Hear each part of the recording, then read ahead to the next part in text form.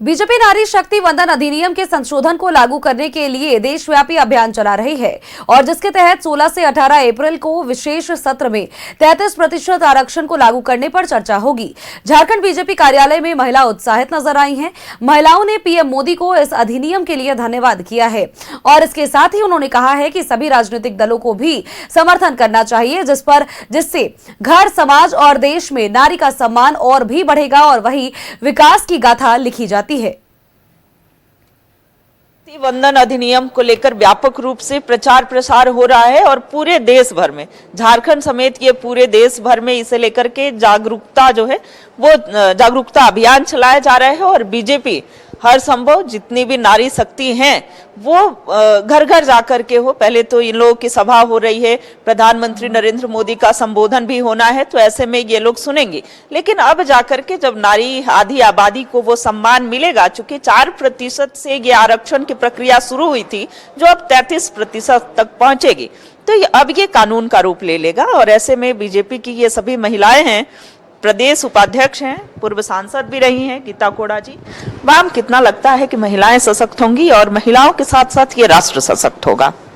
देखिए, इसके सर्वप्रथम नारी शक्ति वंदन अधिनियम लाने के लिए मैं आदरणीय मोदी जी को बहुत हृदय से धन्यवाद करती हूँ कि हम महिलाओं को भी अवसर मिलेगा राष्ट्रीय निर्माण में, राष्ट्र के विकास में भागीदारी निभाने के लिए महिलाओं को ये अवसर मिल रहा है। मैं इसके लिए मोदी जी को बहुत धन्यवाद करती हूँ।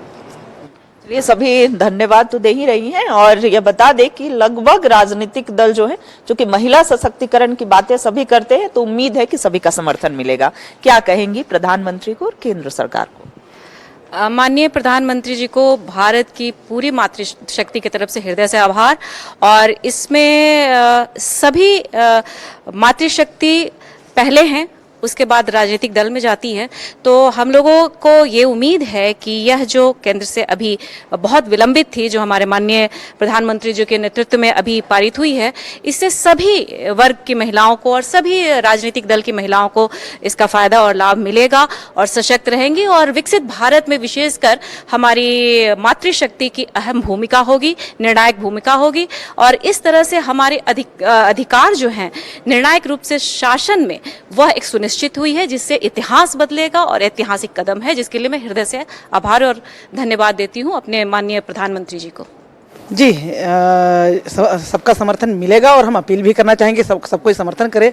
और सबसे पहले बात तो ये ऐसे ऐतिहासिक जो निर्णय हुआ नारी शक्ति वंदन अधिनियम के लिए, प्रधानमंत्री जी को तो आभार करते ही करते हैं, लेकिन संसद के दोनों सदनों से जो कि पास हुआ है, इसलिए किसी भी राजनीतिक दल के लोग रहे हैं, लेकिन संसद के दोनों सदनों में उन्होंने अपने क्षेत्र का प्रतिनिधित्व किया है, महिलाओं का प्रतिनिधित्व किया है।